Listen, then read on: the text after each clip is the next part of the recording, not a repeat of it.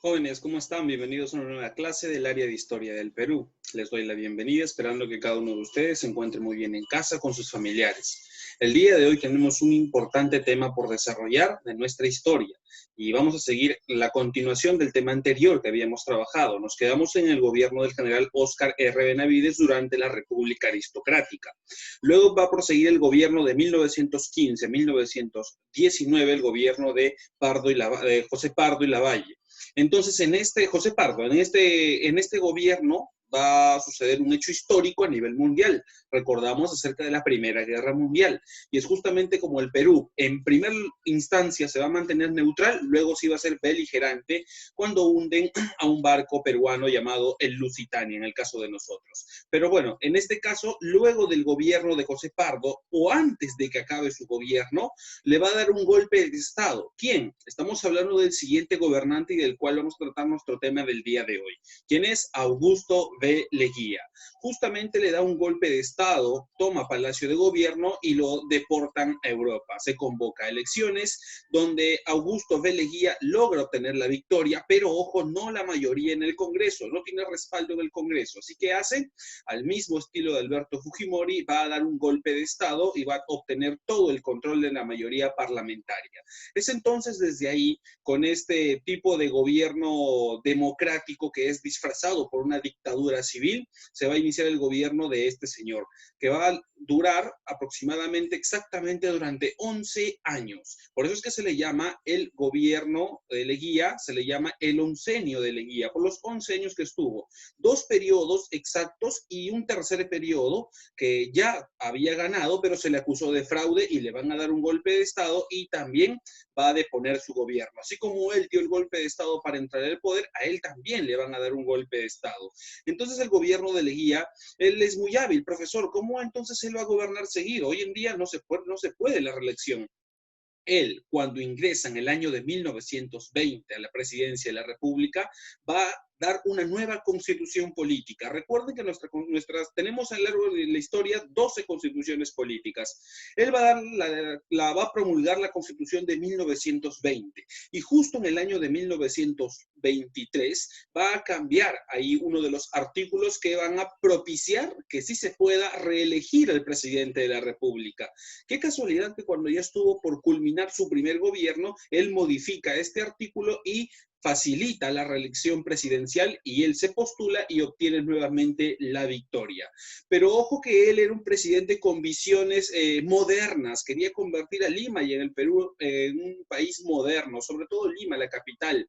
Él incluso va a traer parte de lo que es la modernización de Europa, pero a ojo, a gran coste, sobre todo endeudarnos en la parte extranjera. Si bien es cierto, Augusto B. Leguía se va a disfrazar su gobierno en una dictadura porque va a reprimir en muchos casos a la oposición, él también, hablemos de cosas positivas, él va a lograr la construcción de diversas obras durante su gobierno, carreteras, avenidas, hospitales, colegios, que le van a favorecer en la parte positiva, pero en la parte negativa se va a convertir poco a poco en un gobierno autoritario y va a decaer justamente en su tercer gobierno cuando ya obtuvo la victoria mediante un golpe de Estado que le va a dar el general Sánchez Cerro. Entonces, es justamente el tema que nos vamos a enfocar el día de hoy. Nos vamos a enfocar en el oncenio de Leguía, del año 1919 al año 1930. Un presidente, como ya les mencionaba, que quiso reformar y cambiar de forma moderna o modernizar sobre todo a Lima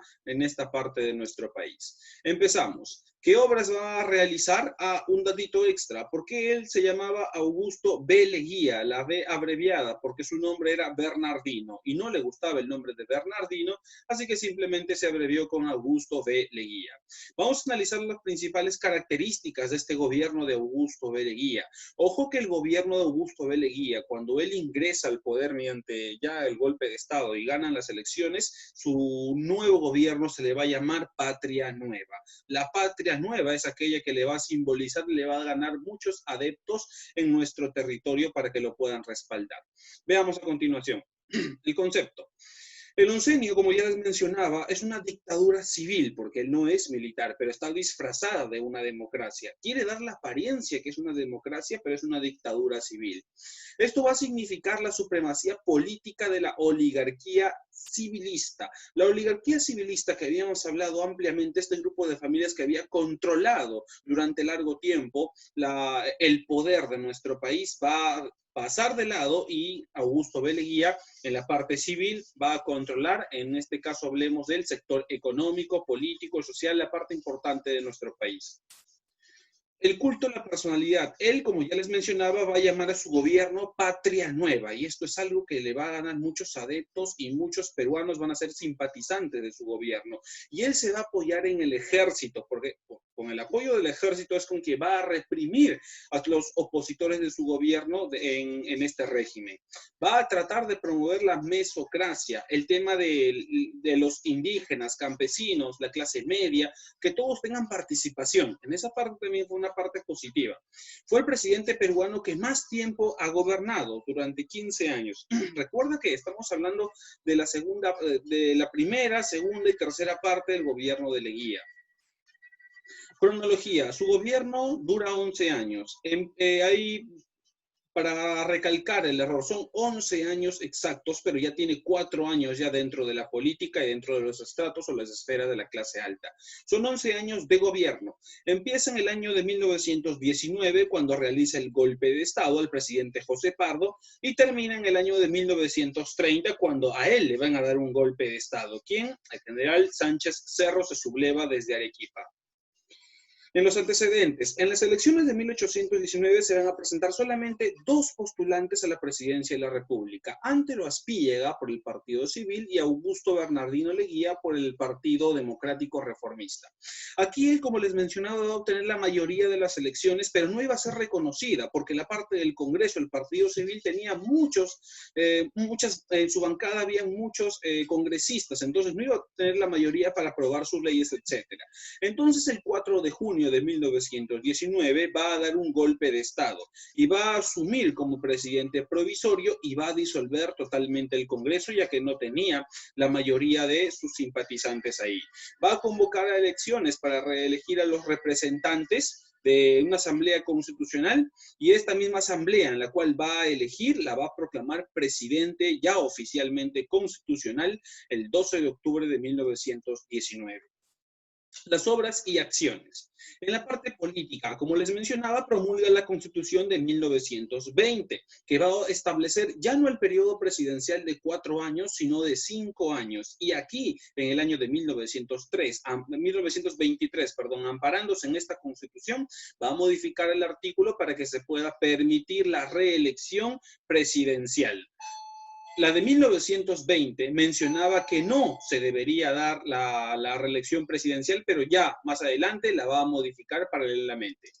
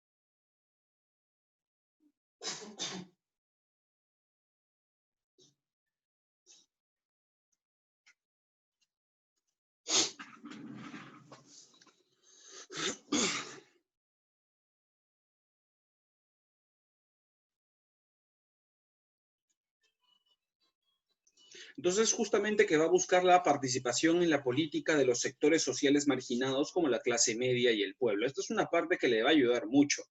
Va a abrir su régimen o su gobierno al capital extranjero, sobre todo estadounidense, por lo cual también nuestra deuda externa va a crecer un poco más.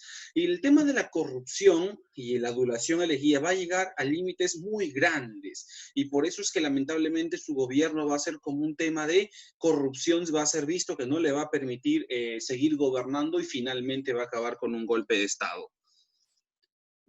Bien, a ver.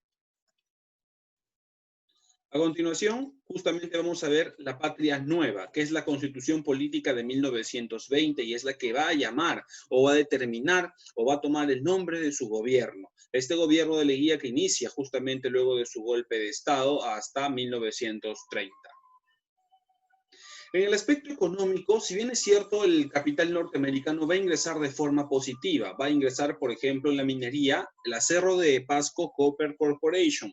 Nosotros, como en ese entonces, los pobladores normales veían como grandes cantidades de tecnología en maquinarias, ingresaban a esta zona para expropiarse de los minerales, y esa es la palabra. No buscaban el beneficio del pueblo, sino simplemente de los intereses de los más grandes y también expropiarse de los minerales que teníamos en nuestro territorio y que se los lleven. Si bien es cierto, dejaban una pequeña cantidad de acuerdo a lo que hayan pactado con el gobierno de turno, que es de Leguía, con eso se construyeron algunas obras, pero sobre todo esto a costa de ¿qué? De gran contaminación y explotación.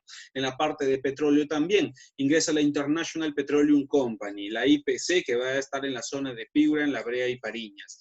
En esta parte, ojo que Estados Unidos va a realizar enormes préstamos o empréstitos a nuestro país, pero nuestra deuda externa también va a aumentar. De 25 millones en el año de 1919 pasamos a deber 221 millones en el año de 1929. Estamos hablando que aumentaron 200 millones en el lapso de este gobierno del oncenio de Leguía, algo que nos va a dejar en el tema económico muy difícil de poder remontar durante el siguiente gobierno. Se van a crear bancos estatales, el Banco de Crédito Agrario, el Banco Hipotecario y el Banco de Fomento. Y principales obras de irrigación, sobre todo en la parte de la agricultura. Por ejemplo, en la costa tenemos la Pampa Imperial en Cañete y en las Pampas del Olmos también en Lambayeque. Va a crear el Ministerio de Fomento y de Obras Públicas. Se van a construir importantes atarjeas como la de Lima, Arequipa, Cusco, Trujillo y Huacho. Y aquí quiero recalcar un punto, jóvenes. Se dio la Ley de Conscripción Vial del año 1920. Esta ley obligaba a todos los hombres de 18 a 60 años de edad a trabajar gratis, así como lo escuchas. El presidente, o la presidencia en este caso de Leguía, dictaminó esta ley de conscripción vial para que todos los hombres de esta edad puedan trabajar gratis por un espacio de 6 a 12 días, sin ser pagados, pero ojo, 6 a 12 días durante el año.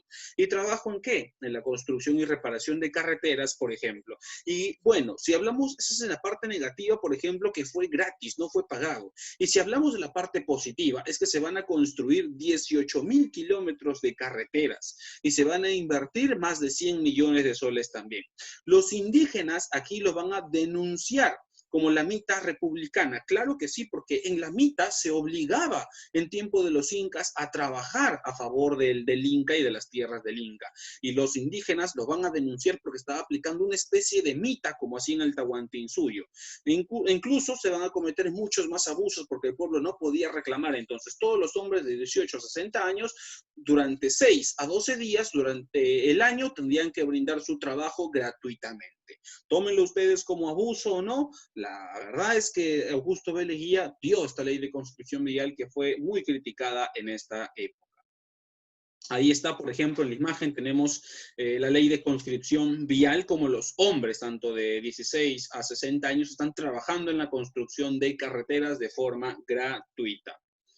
En el aspecto social, tenemos, por ejemplo, el tema de que Leguía se preocupó un poco por el indígena. Incluso va a determinar, se va a autodenominar él mismo el protector de la raza indígena mediante las siguientes acciones que él va a realizar. Va a reconocer mediante las leyes, o sea, jurídicamente, que existan las comunidades indígenas. Va a crear una sección de asuntos indígenas en el Ministerio de Fomento y va a formar el patronato de la raza indígena. Y es así como establece el 24 de junio el Día del Indígena, lo que hoy en día conocemos como el Día del Campesino. Se va a iniciar la construcción también en la parte social del terminal marítimo del Callao, un terminal para esa época moderno para la exportación y exportación de productos. Se va a construir el Palacio Arzobispal, Palacio de Justicia también y el Palacio de Gobierno que ya había iniciado su construcción pero que lamentablemente había sufrido un incendio. Es así como él, en su protección, o si lo habrá hecho por el tema de ganarse más votos o adeptos o no, va a proclamar el día 24 de junio como el Día del Indio. Y como hoy ya lo reconocemos cambiado, es el Día del Campesino que todos los años lo celebramos. Una parte reivindicatoria para nuestros hermanos indígenas, sí, es cierto. En el aspecto social también va a celebrar, no te olvides, el centenario de la independencia en el año de 1921. Recuerda que en 1821 se proclamó la independencia y en 1921, 100 años después, por el aniversario número 100 de la independencia, se va a celebrar una fiesta tan grande y también se va a celebrar el centenario de la batalla de Ayacucho en el año de 1924, 3 años después. No van a escatimar gastos y van a ser muy pomposo estos aniversarios, donde muchos países van a ser invitados y muchos países van a hacer donaciones también en obras, como los japoneses, por ejemplo, que nos van a donar el monumento a Manco Cápac. Pero aquí quiero resaltar un punto interesante. Dentro de las delegaciones extranjeras invitadas a nuestro aniversario por los 100 años de nuestra independencia, no estuvo Chile. Y no estuvo Chile, ¿por qué? Porque teníamos todavía el problema de Tacna y Arica, que no se había resuelto. Entonces, como que había una especie de problema, de rivalidad ahí indirecta. Se van a iniciar los trabajos de edificación de las avenidas Leguía, que hoy en día es la avenida Arequipa, la avenida El Progreso, que hoy en día es la avenida Venezuela, Nicolás de Piérola, La Unión, que hoy en día es la avenida Argentina, todas ellas en la ciudad capital Lima. Se inicia la construcción de la carretera panamericana, la cual hoy conocemos.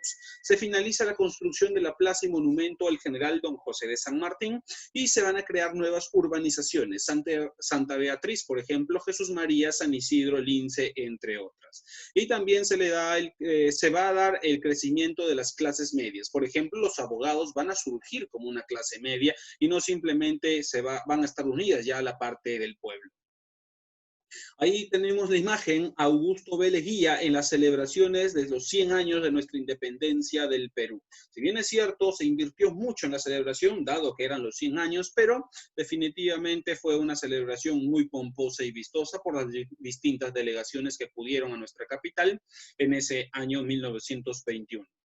Ahí tenemos, por ejemplo, la Plaza San Martín, que fue una de las obras iniciadas por el gobierno de Augusto B. Leguía.